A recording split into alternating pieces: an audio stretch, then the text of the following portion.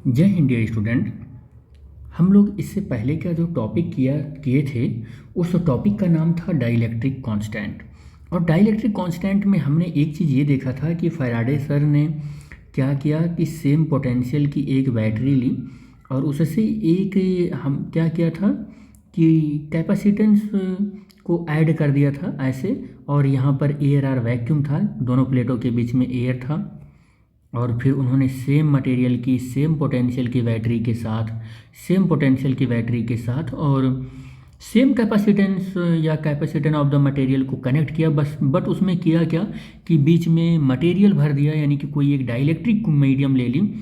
तो वहाँ पर आपने देखा था कि जो कैपेसिटेंस ऑफ द कंडक्टर है वो थोड़ा सा इंक्रीज हो गया था। और कितना इंक्रीज हुआ था, के टाइम्स इंक्रीज हो गया था।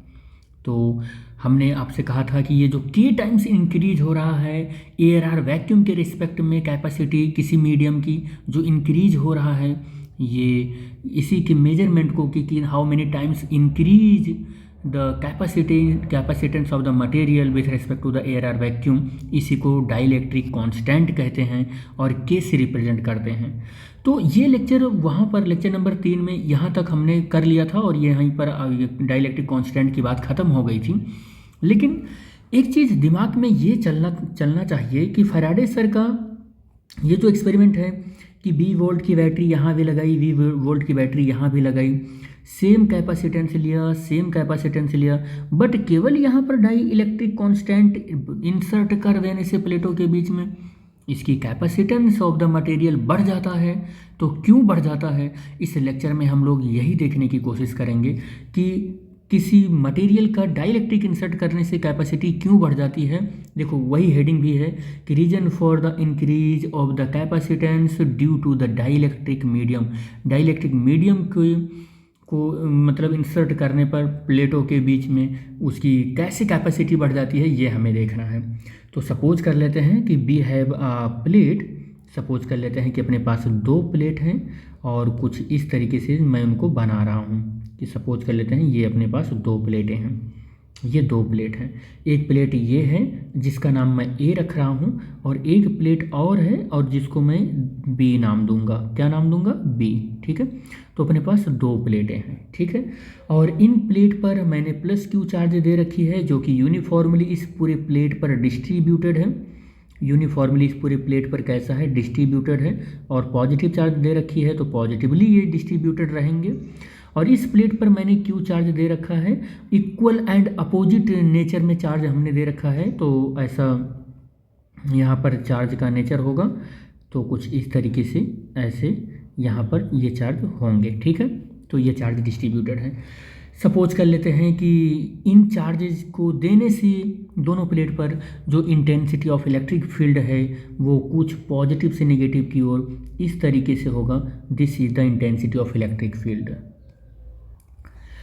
अब हमने क्या किया कि यहाँ पर जो डाइलेक्ट्रिक मीडियम है उस डाइलेक्ट्रिक मीडियम को क्या कर देते हैं? इंसर्ट कर देते हैं। जब डाइलेक्ट्रिक मीडियम को इंसर्ट करते हैं तो कुछ इस तरीके से उसकी प्लेट को इन दोनों प्लेटों के बीच में हम इंसर्ट कर रहे हैं। तो सबसे पहले तो हम यही देख लें कि डाइलेक्ट्रिक मीडियम क्या होते हैं। जैसे देखो बहुत सारी मोस्ट ऑफ द बुक ये आपको बताती है, मोस्ट ऑफ द टीचर ये बहुत सारी हम ही आपको बताएंगे। हम क्या बताएंगे कि इंसुलेटर ही डाइलेक्ट्रिक है। इंसुलेटर ही क्या है? डाइलेक्ट्रिक है। इंसुलेटर और डाइलेक्ट्रिक दोनों सेम है, लेकिन थोड़ा सा मैं आपको यहाँ बताऊँगा कि इंसुलेटर क्या चीज़ है और डाइलेक्ट्रिक क्या चीज़ है। अगर मैं यहाँ से यहाँ पर एक सबसेट बनाऊँ, क्या बनाता हूँ? सबसेट। क्या बनाता हूँ? सबसेट। और इस सबसेट के अंदर एक सेट बनाता हूँ और कुछ इस तरीके से, ऐसे कुछ इस तरीके से। तो इसको मैं कह रहा हूँ कि ये इंसुलेटर है, इसको मैं कह रहा हूँ कि ये इंसुलेटर है। और मैं जो ये छोटा वाला स्फीयर है इसको मैं कह रहा हूँ कि ये डाई इलेक्ट्रिक मीडियम है। क्या है ये? Dielectric medium, dielectric material है। तो इसका कहने का मतलब मेरे ये है कि all dielectrics are insulator. ये मेरे ये कहने का मतलब है all dielectrics are insulator but all insulator all insulator is not like as a die, कह सकते हैं कि डाई इलेक्ट्रिक। सारे के सारे इंसुलेटर डाई इलेक्ट्रिक नहीं हो सकते हैं, बट सारे के सारे डाई इलेक्ट्रिक इंसुलेटर हो सकते हैं। अब दोनों इस बात में क्या मतलब अपनी अपनी नॉलेज को छुपा रखे हैं, इस बात को हम जानने की कोशिश करते हैं। अगर आप एटम के से रूबरू हैं तो किसी एटम को आप जानते होंगे कि एटम के पास एक न्यूक्लियस होता है, न्यूक्लियस में पॉजिटिव चार्ज और न्यूट्रॉन रिसाइड करते हैं। तो हम ऐसा कह सकते हैं कि जो न्यूक्लियस होता है उसमें पॉजिटिव चार्ज रहता है। उसमें कैसा चार्ज रहता है? पॉजिटिव चार्ज रहता है। और इस एटम के चारों ओर क्या होते हैं? ऑर्बिटल होते हैं, और उन ऑर्बिटल में इलेक्ट्रॉन क्या करते रहते हैं? रिवॉल्व करते रहते हैं। तो ऐसे बहुत सारे ऑर्बिटल रहते हैं, और उन ऑर्बिटल जिनकी एंगुलर मोमेंटम एनफ एनर्जी रखती है, जिनके ऑर्बिटल में एनफ एनर्जी होती है, ऐसा हम कह सकते हैं, उनमें इलेक्ट्रॉन ऐसे रिवॉल्व करते रहते हैं। उनमें इलेक्ट्रॉन क्या करते रहते हैं? रिवॉल्व करते रहते हैं। ठीक है, तो कुछ इस तरीके से ऐसे रिवॉल्व कर रहे हैं।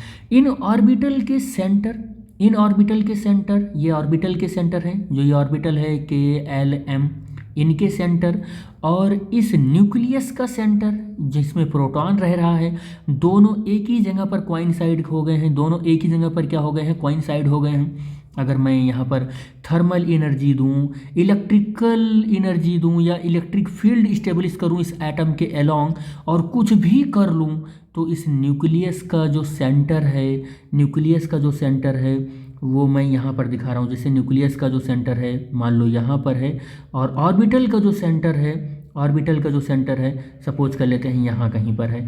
तो न्यूक्लियस का सेंटर या ऑर्बिटल का सेंटर अपनी जगह से मैं ऐसे बना लेता हूँ, ये न्यूक्लियस का सेंटर और ऑर्बिटल का सेंटर। तो अपनी जगह से अगर नहीं हट रहे हैं, न्यूक्लियस का सेंटर और ऑर्बिटल का सेंटर अपनी जगह से नहीं हट रहे हैं, इस वाले केस में समझें, तो ऐसे मटेरियल को हम इंसुलेटर बोलते हैं। क्या कहते हैं इनको? इनको हम इंसुलेटर बोलते हैं। लेकिन अगर हमने intensity of electric field apply कर दी किसी इंसुलेटिंग मटेरियल के अक्रॉस, और उसके न्यूक्लियस का सेंटर, उसके न्यूक्लियस का सेंटर सपोज कर लेते हैं ये है, और उसके ऑर्बिटल का सेंटर सपोज कर लेते हैं ये है, दोनों अपनी अपनी जगह से हट जाते हैं। तो ऐसे प्रोसेस को तो हम पोलराइजेशन बोलते हैं, कि न्यूक्लियस का और ऑर्बिटल का सेंटर अपनी जगह से रिमूव हो गया है, पोलराइजेशन बोलते हैं। और जिस मटेरियल के न्यूक्लियस और ऑर्बिटल के सेंटर एक दूसरे से थोड़ा सा स्लिप हो जाते हैं, उस मटेरियल को ही हम डाई इलेक्ट्रिक बोलते हैं। उसे हम क्या बोलते हैं बेटे? डाई इलेक्ट्रिक बोलते हैं। आई होप यहाँ पूरा आपको कन्फर्मेशन मिल गया होगा कि डाई इलेक्ट्रिक किससे बोलते हैं। मैं एक बार फिर आपको रिवीजन के तौर पर बताने की कोशिश कर रहा हूँ कि सपोज कर लेते हैं कि अपने पास न्यूक्लियस है, और न्यूक्लियस का सेंटर ये है, और ऑर्बिटल है, ऑर्बिटल का सेंटर भी यही है। न्यूक्लियस के सेंटर को हम रेड कलर से बना रहे हैं, ऑर्बिटल के सेंटर को हम ब्लू कलर से यहाँ पर बना रहे हैं। दोनों एक ही जगह पर हैं। हमने इस एटम के अक्रॉस इलेक्ट्रिक फील्ड अप्लाई की, और इस इलेक्ट्रिक फील्ड के अप्लाई करने से दोनों सेंटर अपनी जगह से हटे ही नहीं, तो हम ये बोलेंगे कि ये इंसुलेटर मटेरियल है, इंसुलेटर है। लेकिन हमने क्या किया कि यहाँ पर ऐसी इलेक्ट्रिक फील्ड अप्लाई करते ही देखा कि न्यूक्लियस का सेंटर यहाँ पर है, और ऑर्बिटल का सेंटर जो है वो थोड़ा सा क्या हो गया है? हट गया है, अपनी ही जगह से क्या हो गया है? हट गया है। तो कुछ ऐसे हो गया है। मान लेते हैं कि ये न्यूक्लियस का सेंटर है, और ये न्यूक्लियस का सेंटर है, और ये ऑर्बिटल का सेंटर है। अपनी जगह से दोनों सेंटर क्या हो गए हैं? हट गए हैं। तो इसके हटने को हम क्या बोलेंगे? जिन किसी भी मटेरियल के सेंटर हट जाते हैं, यानी कि न्यूक्लियस के सेंटर ऑर्बिटल के सेंटर से थोड़ा सा रिप्लेस हो जाते हैं, उन्हीं मटेरियल को हम डाई इलेक्ट्रिक बोलते हैं।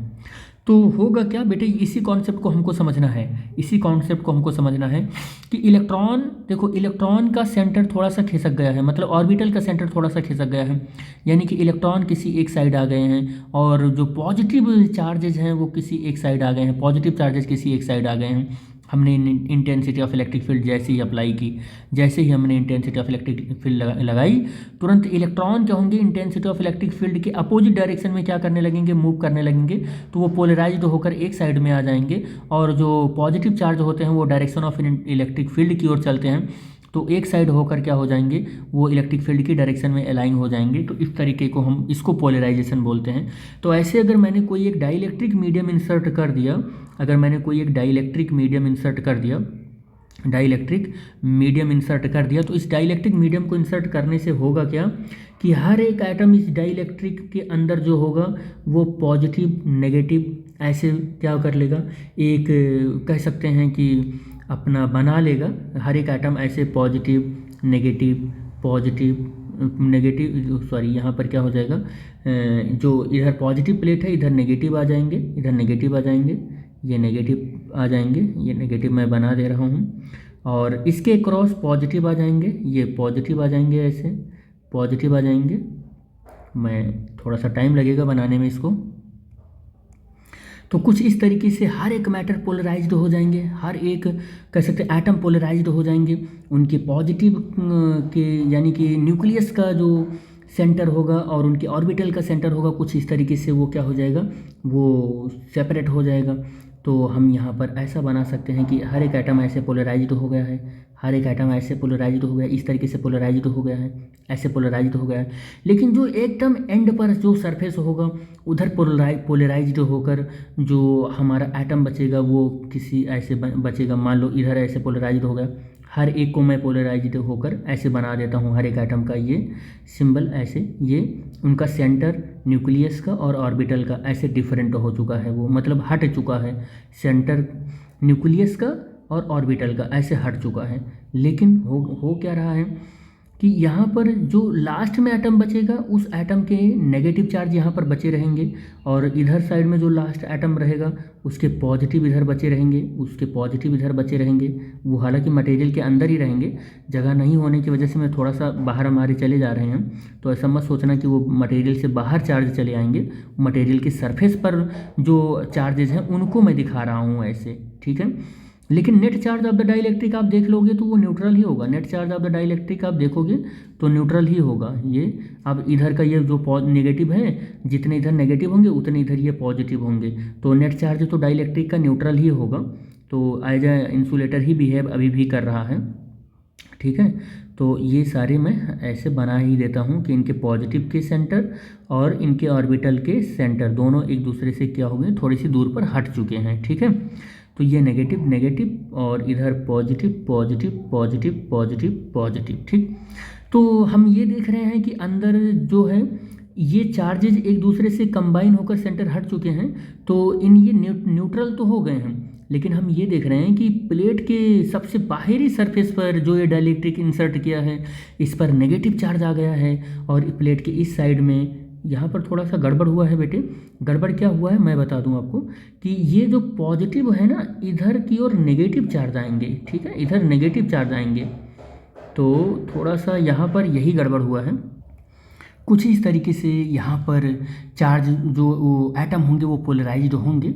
तो हर एक एटम का पोलराइजेशन हो चुका है, और आप ये देखेंगे जो पॉजिटिव प्लेट है डाइलेक्ट्रिक का जो वो सरफेस है उस पर नेगेटिव चार्ज आके यहाँ नेगेटिव चार्ज हो गया है, यहाँ देखो नेगेटिव चार्ज हो गया है। और डाइलेक्ट्रिक का जो दूसरा वाला सरफेस है वो जो नेगेटिव प्लेट के सामने है उधर पॉजिटिव चार्ज आ गया है।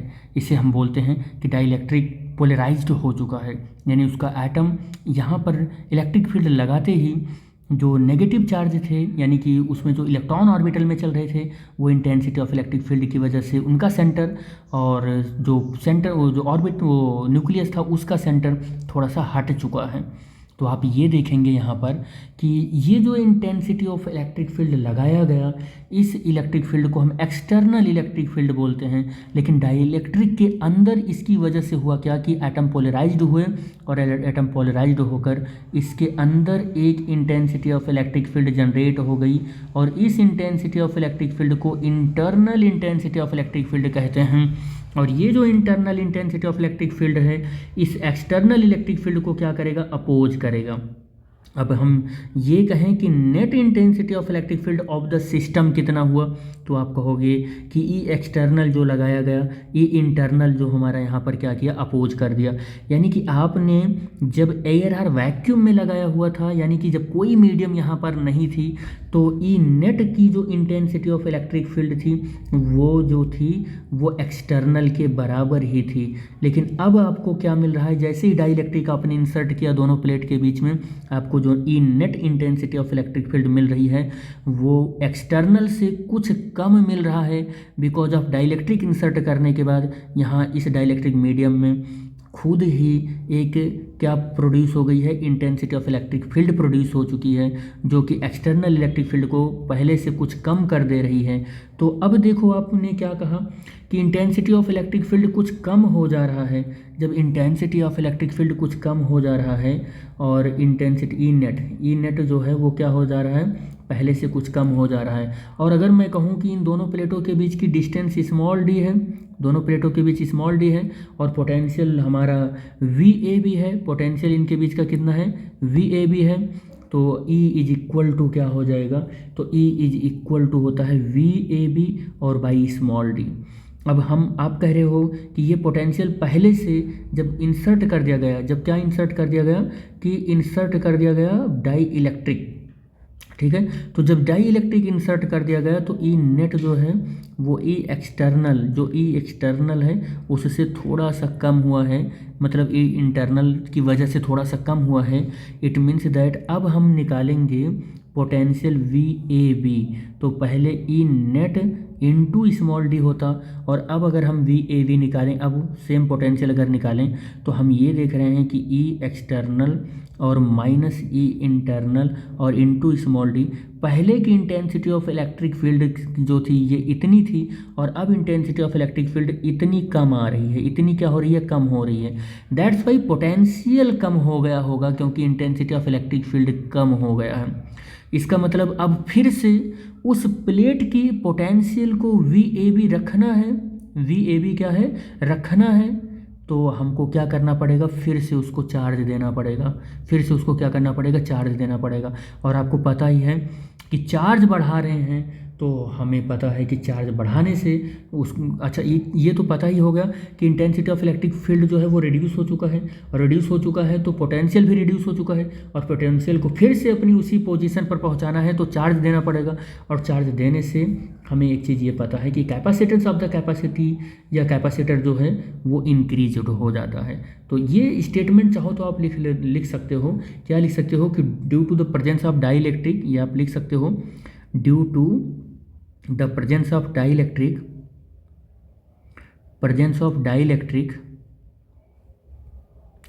due to the presence of dielectric medium, the resultant electric field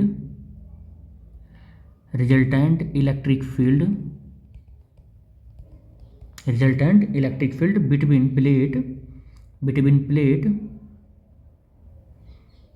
is reduced। कितना रिड्यूस हो रहा है ये आपको पता ही है कि ई एक्सटर्नल और माइनस ई इंटरनल इतना रिड्यूस हो जा रहा है, ठीक है, इतना रिड्यूस हो जा रहा है। तो is reduce and hence potential क्या हुआ, पोटेंशियल, तो पोटेंशियल डिफरेंस भी रिड्यूस हुआ, क्योंकि इलेक्ट्रिक फील्ड के डायरेक्टली प्रोपोर्शनल पोटेंशियल होता है।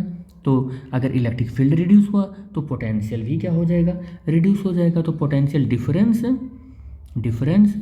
क्या हो जाएगा, V और E external minus E internal और इनटू स्मॉल d, ये भी क्या हो गया है, ये भी रिड्यूस हो चुका है, ठीक है। तो आप ऐसे लिखो कि across the plate is reduces, ठीक है। तो रिड्यूस्ड लिख दे रहा हूँ मैं, ठीक है, रिड्यूस्ड। अब इसकी उस वजह से आप कंसिक्वेंटली क्या लिख सकते हो, यहाँ पर आप लिख सकते हो कि द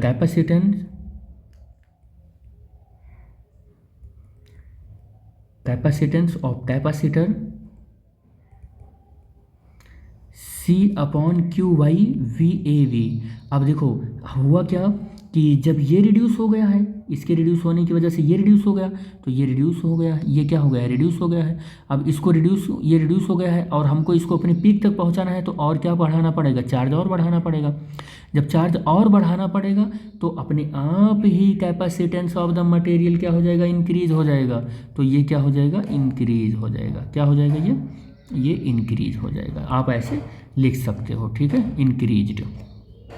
ये हमारा जो टॉपिक था, बेसिकली जो ये टॉपिक है ना, ये टॉपिक ऐसे इंडिविजुअली ऐसे reason for the increase increase of the capacitance due to the dielectric medium का टॉपिक नहीं है ये जो बेसिकली जो टॉपिक बनना चाहिए वो टॉपिक क्या है मैं बताता हूँ आपको। ये टॉपिक क्या है कि जब आपसे पूछा जाता है कि what is the difference between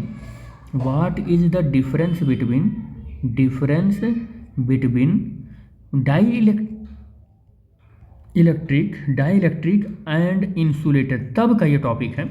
तो इसको एक्चुअल में इसी नाम से आना भी चाहिए, बुक में प्रिंट भी होना चाहिए, और इसी नाम से ये अगर रहेगा तो बच्चों को भी थोड़ा सा सहूलियत मिलेगा इस बात को समझने के लिए कि डाइलेक्ट्रिक और इंसुलेटर में क्या डिफरेंस है।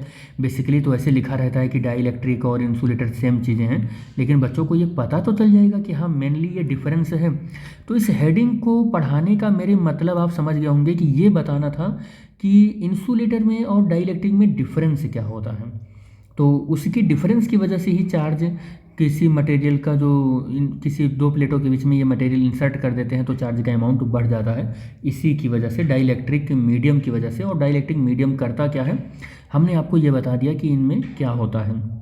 जब हम किसी एटम को इलेक्ट्रिक फील्ड लगाते हैं तो उसके न्यूक्लियस का सेंटर और ऑर्बिटल में इलेक्ट्रॉन घूम रहे हैं उनका सेंटर दोनों एक जगह से हट जाते हैं तो एटम पोलराइज्ड हो जाता है। इस तरीके से मटेरियल का सबसे बाहरी जो सरफेस है नेगेटिव प्लेट की ओर वो पॉजिटिव चार्ज हो जाता है, और इधर नेगेटिव पॉजिटिव प्लेट की ओर जो होता है नेगेटिव चार्ज हो जाता है। इससे एक internal intensity of electric field generate हो जाती है जो एक्सटर्नल इलेक्ट्रिक फील्ड का अपोज करता है, और ये एक्सटर्नल इलेक्ट्रिक फील्ड का अपोज करता है तो पहले से कुछ intensity of electric field net क्या हो जाता है, कम हो जाता है। तो इसके कम होने की वजह से पोटेंशियल कम हो जाता है तो चार्ज भी कम हो जाता है कैपेसिटेंस का। तो हम फिर से कैपेसिटेंस की कैपेसिटी उतनी ही रखने के लिए फिर से एक्स्ट्रा चार्ज हमको देनी पड़ जाती है। तो ये पूरा इसका कंक्लूजन रहा। तो इस लेक्चर में हम लोग बस यहीं तक डिस्कस करेंगे बेटे। हम मिलेंगे नेक्स्ट लेक्चर में जो कि एक सेकंड डिफरेंस ही है। याद रखना मैंने आपको जो बताया कि what is the difference between the dielectric and insulator में, ये जो लेक्चर हमने किया ना ये फर्स्ट डिफरेंस है। सेकंड डिफरेंस जो मैं नेक्स्ट लेक्चर में लेकर आने वाला हूँ वो है, और है क्या चीज़ कि डाइलेक्ट्रिक स्ट्रेंथ क्या है, डाइलेक्ट्रिक स्ट्रेंथ क्या है वो इस लेक्चर में हम लोग डिस्कस करेंगे। लेकिन बेसिकली ये भी एक तरीके का डाइलेक्ट्रिक और इंसुलेटर के बीच में डिफरेंस को ही बताता है, लेकिन हम एक इंडिविजुअल टॉपिक ही लेकर आएंगे कि डाइलेक्ट्रिक स्ट्रेंथ क्या है। लेकिन हम आप समझ लेना कि हम पढ़ा ही रहे हैं यही कि डाइलेक्ट्रिक और इंसुलेटर में डिफरेंस क्या है, बट फिर भी बुक वाले इसको सेपरेट कह सकते हैं टॉपिक के साथ देते हैं डाइलेक्ट्रिक स्ट्रेंथ। उसमें ये नहीं लिखते हैं कि it is the difference between the dielectric and insulator. तो बस इस लेक्चर में हम लोग यहीं तक बात करेंगे, मिलेंगे नेक्स्ट लेक्चर में और डाइलेक्ट्रिक स्ट्रेंथ वाले टॉपिक के साथ। तो thanks for watching the video. Thank you बेटा, बने रहिए आप फिजिक्स टाइम के यूट्यूब चैनल के साथ।